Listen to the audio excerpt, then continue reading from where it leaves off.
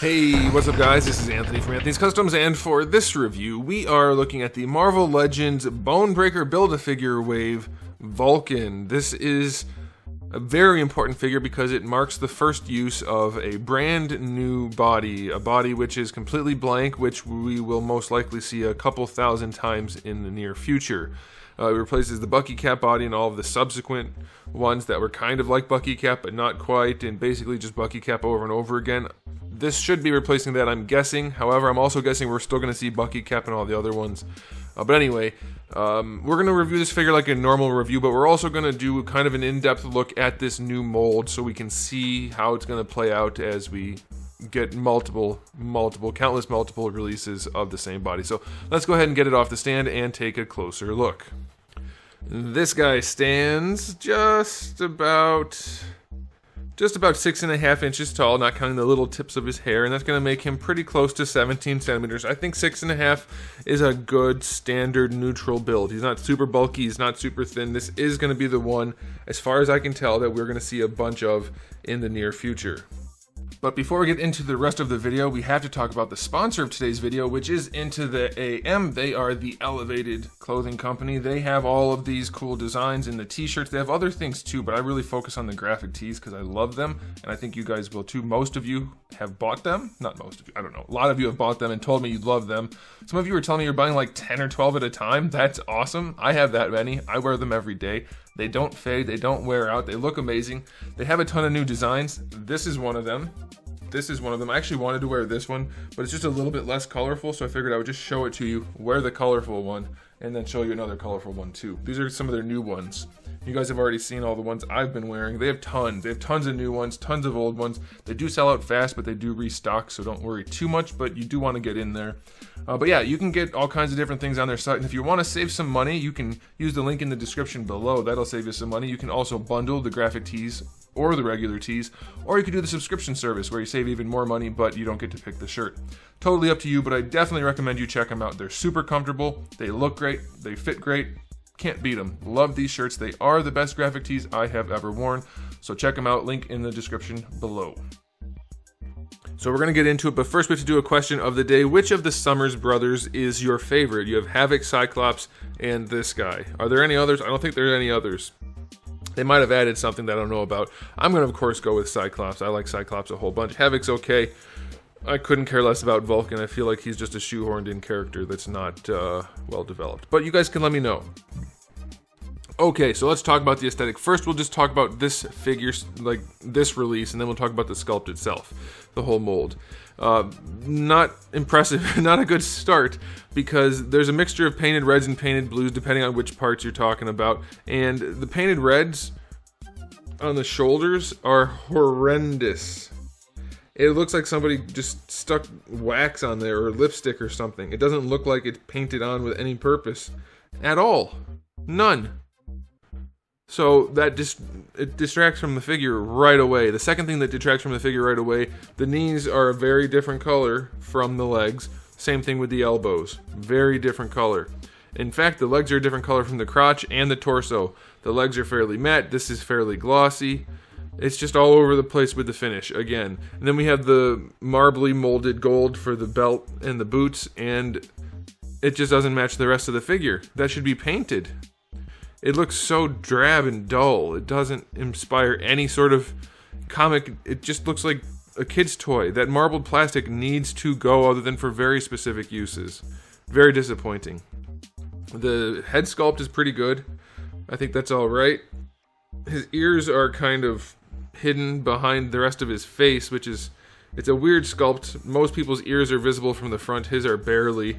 So that's a little bit weird, but otherwise it's a good sculpt. Nice detail work on there. The paint job on mine, this eye's a little smushed off to the side, but the paint job's okay. I'll take it. It's not bad. The hair sculpt is pretty good. No wash or anything in there, so that's a bummer. So yeah, that's about it for this particular release's specifics. So I'll give it a 6 out of 10. It doesn't look very good. It's super bland, and the paint that's on there doesn't look good. Now, let's go ahead and talk about this new mold. Is it the best neutral, not like Spider-Man, not character specific, but neutral standard superhero mold that they have? I'm going to say maybe, probably. In most cases. Overall, probably yes. Specifically, in a lot of places, no. The overall proportions are pretty good. I'll do a quick Photoshop to show you guys. Really, the only thing I think needs to change proportion-wise, like as far as big deal stuff goes, is just raise the shoulders up a little bit. Bring the shoulders up a little bit. That'll bring the arms up with them, obviously, and that'll make the figure look a whole lot better. That's for proportioning. Now, as far as specifics, the shoulders are still really tiny. They're better than some of the other figures we've seen, but we still have a lot of this figure 8 look. Can I show you that? Yeah, it's kind of a figure 8 between the shoulder and the bicep, like action figure wise, not muscle group wise. The shoulder and then this upper arm, it shouldn't be quite so bubbly, so snowman-y, and so that would look a lot better if the shoulder was bigger, kind of like we saw with Hercules, for instance. So that would be nice. And then other specifics, like a lot of people are saying he has man boobs. That's because of the oh-so-coveted butterfly joint that everybody keeps saying needs to be on all action figures. And yes, it would be wonderful, but I can think of one handful of figures that have done it really well.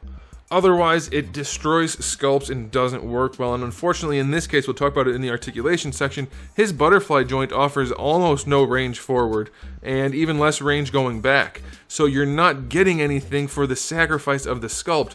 And the way they did this is they didn't even sculpt the butterfly joint into the pecs. It's just like a pec here, and then a flat thing next to the shoulder. So he has some kind of weird man boobs that start in the middle and hang out this way. And I know the paint job doesn't help, it makes it look even worse. I'd like to have an even blanker one to actually go in on this, to actually look at it in detail, but the way they did the butterfly joint screwed up the chest. It makes the chest look weird. Overall, like, waist to shoulders is nice. You have a much better V than we normally get, and it would be even better if the shoulders were up, but having this butterfly joint here makes these look like some kind of man boobs. So that's pretty disappointing. Otherwise, it looks pretty good. The arms are generally okay. These are pinless arms. A lot of people love that. The muscle groups are a little bit weird, but not terrible. Especially the triceps, the way it's kind of like a butt. Like, that's just like a butt right there. That's a little bit weird. I don't think I've ever seen triceps look like that ever. That's super strange. But generally, the muscle grouping is okay. I think the legs are a lot better. They have much better proportioning than the Bucky Cap legs that we've seen a million times. And let me show you a cool little trick to let you know how this works. Because the lower leg is supposed to be like, it's like a 4-to-5 ratio, 4-to-5. If you include the foot, they should be about the same. And look at this, when we bend his leg, the bottom of the foot lines up with the top of the hip, which means this whole section here is the same length as this section here. That's generally what you want. Now, obviously, there's variance across people, but as a rule, especially for like comic book characters, this is what you want to see. The whole upper leg is equal to the entire lower leg, including the foot, and they did that, so that's very nice.